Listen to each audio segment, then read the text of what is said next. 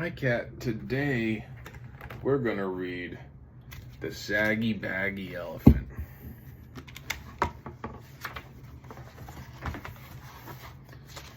The elephant danced among the wreckage, leaving wreckage behind him until one day he met a parrot. "Why are you shaking the jungle all to pieces?" cried the parrot, who had never before seen an elephant. "What kind of animal are you anyway?" The little elephant said, "I don't know what kind of animal I am. I live all alone in the jungle. I dance and I kick and I call myself Suki. It's a good sounding name, and it fits me, don't you think?" "Maybe," answered the parrot. "But if it does, the only thing that does fit you.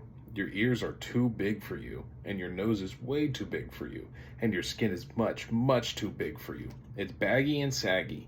You should call yourself Saggy Baggy." Suki sighed. His pants did look pretty wrinkled. "I'd be glad to improve myself," he said, "but I don't know how to go about it. What shall I do?" "I can't tell you. I never saw anything like you in all my life," replied the parrot. The little elephant tried to smooth out his skin. He rubbed it with his trunk. That did no good. He pulled up his pant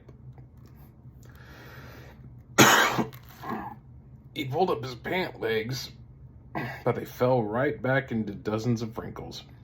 It was very disappointing, and the parrot's saucy laugh didn't help one bit.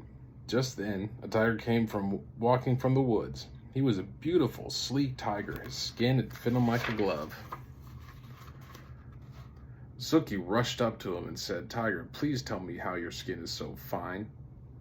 "The parrot says mine is all baggy and saggy, and I do want to make it fit me like yours fits you." The tiger didn't care a fig about Suki's troubles, but he did feel flattered and important, and he did just feel a little mite hungry. "My skin is always fit," said the tiger. Maybe it's because I take a lot of exercise.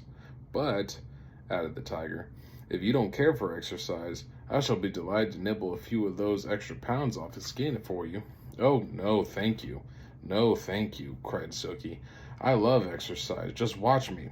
Suki ran until he was well beyond reach. Then he did somersaults and rolled on his back. He walked on his hind legs and he walked on his front legs.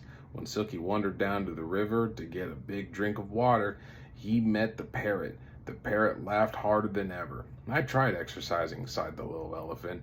"Now I don't know what to do." "Soak in the water, the way the crocodile does," laughed the parrot. "Maybe your skin will shrink." So Suki tramped right into the water. But before he had soaked nearly long enough to shrink his skin, a great big crocodile came swimming up, snapping his fierce jaws and looking greedily at Suki's tender ears. The little elephant clambered up the bank and ran away, feeling very discouraged. "I'd better hide in a dark place where my bags and sags and creases and wrinkles won't show," he said. By and by, he found a deep, dark cave, and with a heavy sigh, he tampered inside and sat down. Suddenly, he heard a fierce growling and grumbling and snarling. He peeped out of the cave and saw a lion padding down the path. "I'm hungry," roared the lion.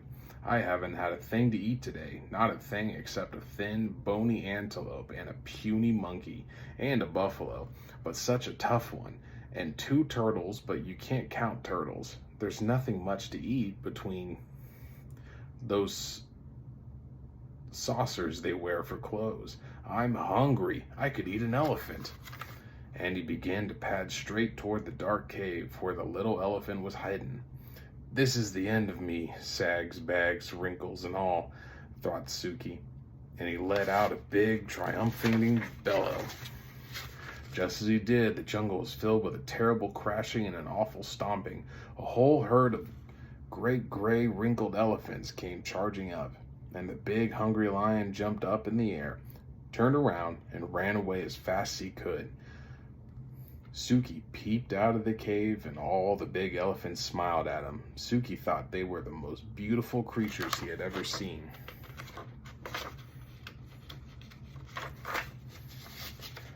I wish I looked just like you, he said. You do, grinned the big elephants.